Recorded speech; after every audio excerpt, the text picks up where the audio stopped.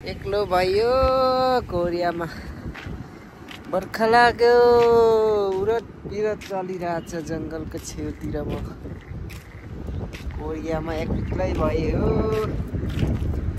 यसो साथी मलाई साथी आउनु पर्यो नेपालबाट हुन्छ कि कहाँबाट हुन्छ म भिजा पठाइदिउँला एक्लै भए काम गर्दा पनि एक्लै घुमघाम पनि एक्लै यता गयो एक्लै खाना खायो एक्लै गाह्रो भइसक्यो मलाई यहाँ बुढेसकालले छोडेर कोरियामा बुढेसकाल लागे जस्तै छ गाला चाउरी पर्यो अनुहार चाउरी पर्यो यस्तै छ यसो लसुनबारी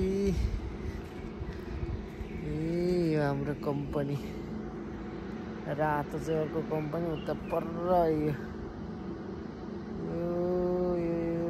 चाहिँ हाम्रो कम्पनी हो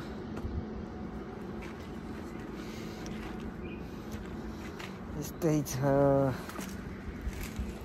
सबैजनालाई नमस्कार भन्न चाहन्छु यसो घाँस पलाएर हेर्नु भुइँमा कस्तो राम्रो देखेको सर्प आउँदो रहेछ डर पो लाग्छ एक्लै छु जङ्गलमा एक्लो पर्यो गाह्रो भयो मलाई त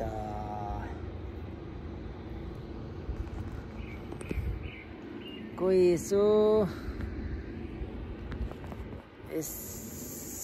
कोही साथी आउने मन भयो आउनुहोस् म भिजा पठाइदिन्छु नेपालबाट हात उठाउनुहोस् को चाहिँ कोरिया आउन चाहनुहुन्छ म भिजा पठाइदिउँला जसले पहिला सबैभन्दा पहिला हात उठाउनुहुन्छ त्यसको नाममा म टक्कै भिजा एप्लाई गरेर नाम साम सब उ गरेर टिकट पनि पठाइदिन्छु म एक्लो भएँ यहाँ कोरियामा यार छिटो आउनुहोस् नयाँ आउनुहुन्छ पहिलोचोटि हेर्दै हुनुहुन्छ भने मेरो च्यानललाई पनि सब्सक्राइब गरिदिनुहोस् लाइक गरिदिनुहोस् कमेन्ट गरिदिनुहोस्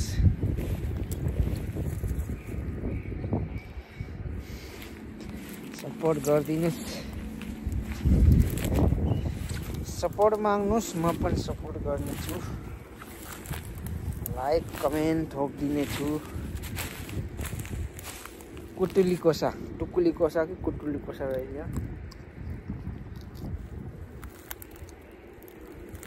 यो त गाउँमा बस्दा त भोक लागेको बेला त घाँससँगै खाएको थियो खाने गर्थ्यो गाउँबारी जौबारीतिर ए टुकुली कोसा त पुरै खाने काम गर्दाखेरि भोक लाग्ने भनेको बेला खाजा खाना नहुने यस्तो टिप्दै खाँदै गरिन्छु कोरियामा पनि फलेको रहेछ यहाँ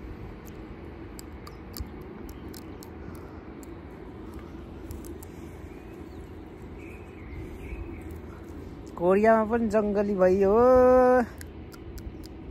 त्यही भएर सहरतिर अब जान सकिएन यस्तै ठाउँमा अब आफ्नो कम्पनी पर्यो बिदाको दिन यसो बाहिर निस्केर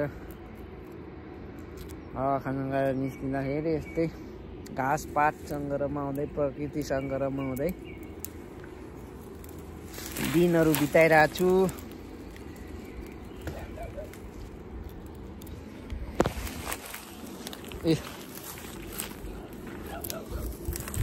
बर्खा लाग्यो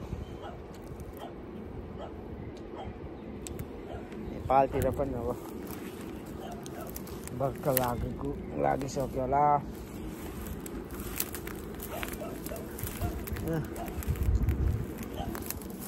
यस्तोतिर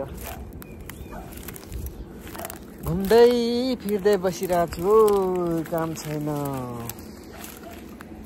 काम त छन त छ, हप्तामा एकचोटि बल्ल बिसाउन पाउँदाखेरि साथ फेर्न बाहिरतिर निस्केको।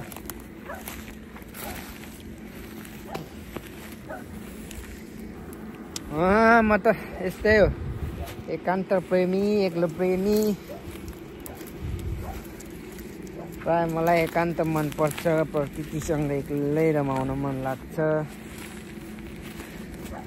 त्यति हुल ठुलो सहर हो हल्ला त्यति मन पर्दैन।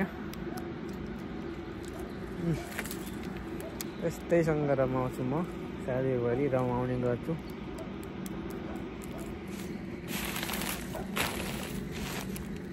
अरूको जस्तो डान्स गर्ने, साथीसँग भेला हुने, रमाइलो गर्ने, रोमान्स गर्ने,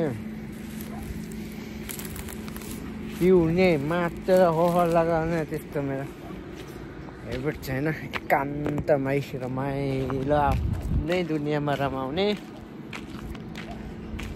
आफ्नै दुनियाँसँग बस्ने, प्रकृतिलाई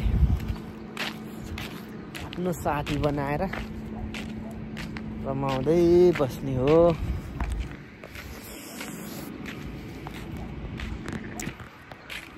सही छ। फुल पनि फुल्यो, फुल पनि त्यही हो।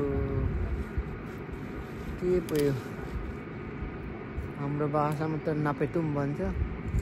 6-7 महिना त पुरा लाग्दा डढेलो लागेको जस्तो थियो। अहिले त हरियाली भयो, बर्खा लाग्यो, फुल फुल्यो, घाँस उम्रियो, तोरीबारी जस्तै फुलिरहेको छ हाम्रो कम्पनी यहाँनिर। हाम्रो सरले यहाँ सुठुनी रोपेको नि उम्रेछ। सब्जी रोपेछ, सुठुनी रोपेछ।